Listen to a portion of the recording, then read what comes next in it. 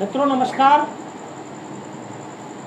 कहते हैं कि आसमान में सुराग करने के लिए बड़ा प्रयास करना पड़ता है, बड़ी मेहनत करनी पड़ती है और यही काम करके दिखाया है भरतपुर जिले में उज्जैन तहसील की निवासी मनु चौधरी आर्य ने। और इन्होंने 12वीं के कला वर्ग में 97.20% के साथ जिले में अब तक जो सूचना हमें प्राप्त हुई है उसके अनुसार इन्होंने जिला टॉप किया है।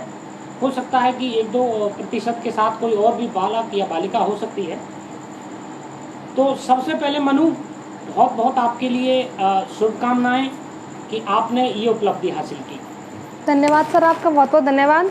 मेरा नाम मनु चौधरी है, मैं जयचौली गांव की निवासी हूँ। मेरे माताजी का नाम प्रेमना सिंह, मेरे पिताजी का नाम लाल सिंह है, जो एक प्राइवेट स्कूल के शिक्षक हैं। मेरी कक्षा 12 में चित्रकला सब्जेक्ट कला वर्ग के साथ 97.20% बनी है।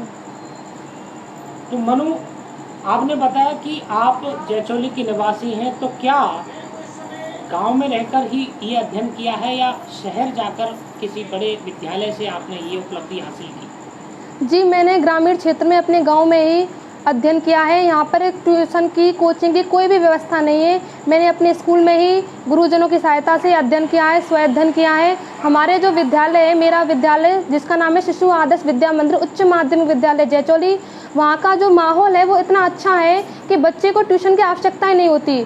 जो हमारे गुरुजन हैं वो इतना अच्छा पढ़ाते हैं, उनका जो मेथड है पढ़ाने का वो इतना अच्छा है कि बच्चे को कहीं और जाने की आवश्यकता ही नहीं है। मैंने कभी शहर में कहीं जाके कोई ट्यूशन नहीं किया है, अपने विद्यालय में और घर पर ही अध्ययन किया है। तो ये जो उपलब्धि है, इसके लिए क्या रणनीति बनाई, कैसे प्लान किया कि इतना स्कोर करना है? मेरे विद्यालय गत वर्ष विद्यालय में 95% गई थी हाईएस्ट, तो मुझे प्रेरणा मिली थी। मैंने संकल्प लिया था कि मुझे भी इससे ऊपर जाना है।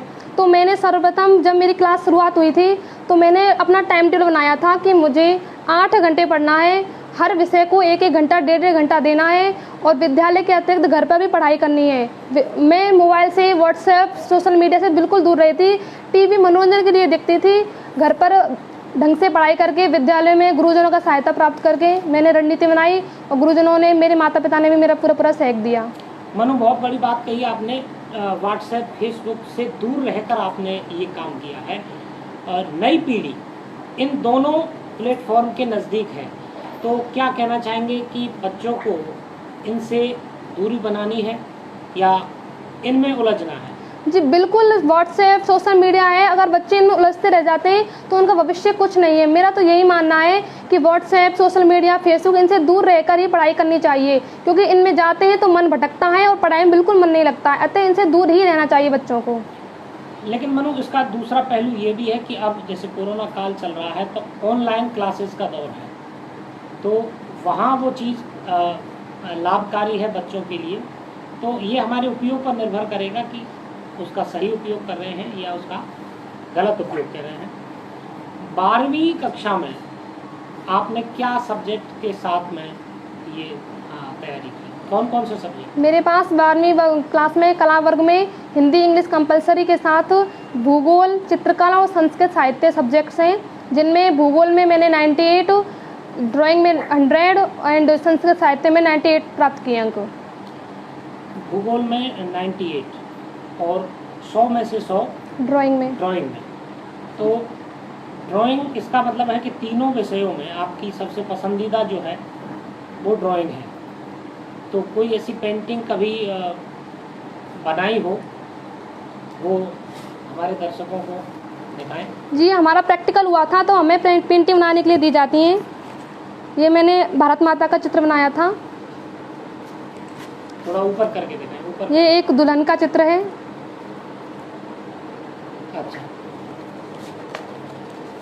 सीधा करिए इसको, सीधा करिए। ये प्रतीक्षा करती हुई औरत का चित्र है। ये आपने स्वयं बनाए हैं? हाँ। ये दूल्हा दुल्हन के जोड़े का चित्र है।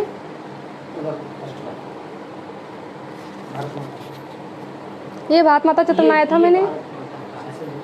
चलिए, बहुत अच्छा आपका ड्राइंग में जो है चलता है हाथ जिसको कहें। और ये परसेंटेज जो आपने बनाई है ये न केवल कागज़ में नहीं बल्कि कागज़ पर भी दिख रही है, ये आपकी सबसे बड़ी बात है। इसके अलावा पढ़ाई के अलावा जो रुचियां हैं वो बताएं, क्या रुचियां हैं? मुझे पढ़ाई के अलावा सिंगिंग, पियानो बजाना, हमारे घर में मेरे पिताजी दादाजी पियानो बजाते हैं, पियानो बजाना एंड टीचिंग करना भी पसंद है मुझे, एंड सिंगिंग, प्लांटिंग, पेड़ पौधों को पानी देना बहुत पसंद है मुझे। सीधा सवाल है कि कुछ गा के बताइए, कोई 4 पंक्तियां जो एकदम से दिमाग में आती हों, कोई भजन या कोई ऐसी कविता जो आप सुनाना चाहें। मेरा तो एक ही मोटिवेशन रहता है कि अभी तो परिंदे की असली उड़ान बाकी है, अभी तो हमारी मंजिलों की असली इम्तिहान बाकी है, अभी तो तौली है मुट्ठी भर ज़मीन, अभी तोलना आसमान बाकी है, मिलेगी मंजिल परिंदों को ये उनके पर बोलते हैं, होते हैं कुछ लोग खामोश लेकिन ज़माने में उनके हुनर बोलते हैं। बिल्कुल सही कहा मनु आपने, हुनर बोलते हैं। और ये जो सफलता है ये एक बड़ा माइलस्टोन है आपके लिए, लेकिन यहाँ से आगे आपकी ये जिम्मेदारी है कि जो आपने कहा ये सेट किया है एग्जाम्पल, उसको आगे ले जाया जाए। तो क्या लक्ष्य है, क्या बनना चाहते हो? मैं आगे जाकर प्रशासनिक सेवा में जाना चाहती हूँ, यही मेरा भविष्य लक्ष्य है। जो टॉप करता है आर्ट्स वर्ग में, कला वर्ग में, वो हर बच्चा ये चाहता है कि प्रशासनिक सेवा में जाना, ऐसा क्यों? प्रशासनिक सेवा में जाने के बहुत लाभ है। प्रशासनिक सेवा में जाने से मैं देश की सेवा करना चाहती हूँ, जो मेरा उद्देश्य है जीवन का, मैं देश की सेवा करके देश के लिए कुछ करना चाहती हूँ, ज़रूरतमंदों की, गरीबों की सेवा करना चाहती हूँ। आजकल देखने में आता है कि लोग प्रशासनिक सेवा में होकर भी भ्रष्टाचार करते हैं, तो मैं ऐसे लोगों को ये उदाहरण देना चाहती हूँ कि प्रशासनिक सेवा में जाकर केवल देश की सेवा ही करनी चाहिए, ना कि भ्रष्टता आदि कार्य करने चाहिए। हाँ, क्योंकि इस देश की व्यवस्था की एक रीढ़ होती है भारतीय प्रशासनिक सेवा या राज्य की अपनी प्रशासनिक सेवा, तो आपने उस रीढ़ पर जाकर और समाज की सेवा करने का लक्ष्य रखा है। आपकी सफलता में किन किन लोगों का योगदान आप मानते हैं जिन्होंने इस उपलब्धि को गढ़ा है आपके साथ साथ?